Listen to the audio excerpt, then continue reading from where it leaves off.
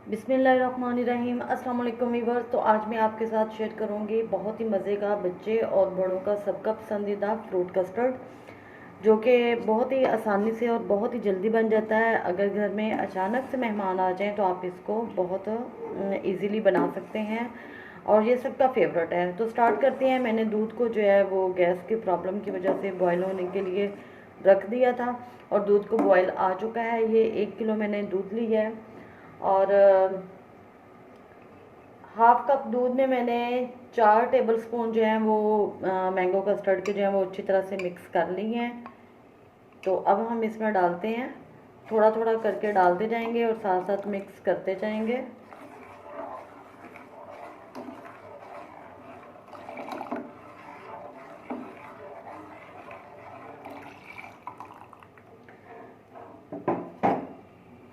और मैंने इसमें 3 से 4 इलायची के दाने भी डाल दिए थे। आप इलायची के दाने भी डाल सकते हैं और इलायची को ग्राइंड करके भी डाल सकते हैं। जिस तरह से आपको पसंद हो आप उसी तरह इसको डाल सकते हैं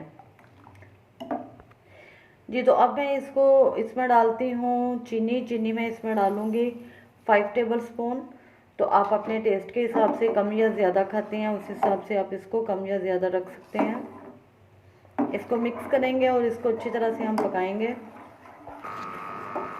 इसको हम पकाते हुए मुसलसल इसमें चम्मच जो है वो चलाते रहेंगे ताकि ये इसमें कोई गुठलियाँ ना बने।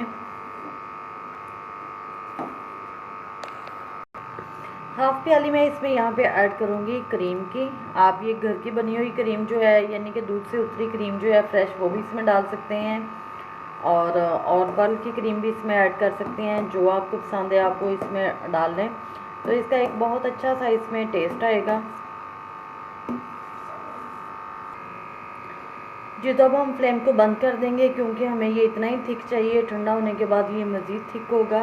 तो जैसे ही ये ठंडा होगा फिर मैं इसमें फ्रूट जो हैं वो ऐड करूँगी।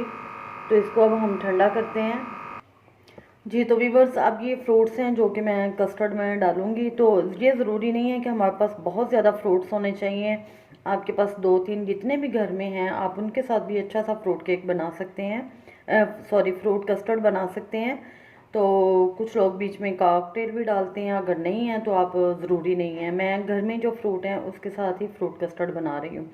तो ये मैंने 3 लिए हैं बनाना, इनको काट लिया है। ये हाफ अनार लिया है और एक बड़े साइज़ का सेब था वो लिया है, इसको काट लिया। ये अंगूर हैं, ये बीज वाले थे, इनकी मैंने कटिंग करके बीज रिमूव कर लिए हैं। तो ये मैं इसमें डालूँगी और ये मैं थोड़े से डालूँगी बिस्किट को मैंने इतने थोड़े थोड़े से पीसीस में किया है। बहुत ज़्यादा इसका मैंने बारीक पेस्ट भी नहीं बनाया और बहुत ज़्यादा मोटे भी नहीं रखे। इतने इतने से इसके चंक्स हैं जो कि कस्टर्ड में बहुत ही टेस्टी लगते हैं। तो अब हम इनको कस्टर्ड के अंदर डालते हैं और मिक्स करते हैं जी। तो कस्टर्ड को हमने ठंडा कर लिया है, बहुत ज़्यादा ठंडा नहीं हुआ। फ्रूट डालने के बाद मैं इसको दोबारा से फ्रीज़र में रख दूँगी ताकि ये अच्छी तरह से ठंडा हो जाए। और अब स्टेप बाय स्टेप मैं इसमें सब फ्रूट डालती हूँ।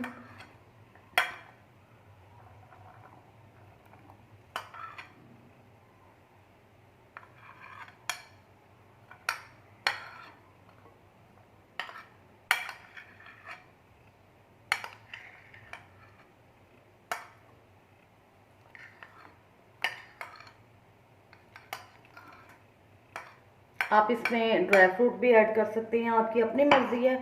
जितना मर्ज़ी आप इसमें जो कुछ भी डालना चाहते हैं वो आप डाल सकते हैं। ये देखें कलरफुल कस्टर्ड कितना अच्छा लग रहा है।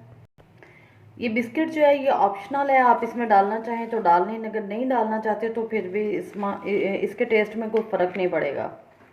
ये ऑप्शनल है लेकिन ये अच्छा लगता है, इसका टेस्ट जो है वो अच्छा आता है। इसको मिक्स करके अब हम 1 घंटे के लिए इसको फ्रिज में रखेंगे।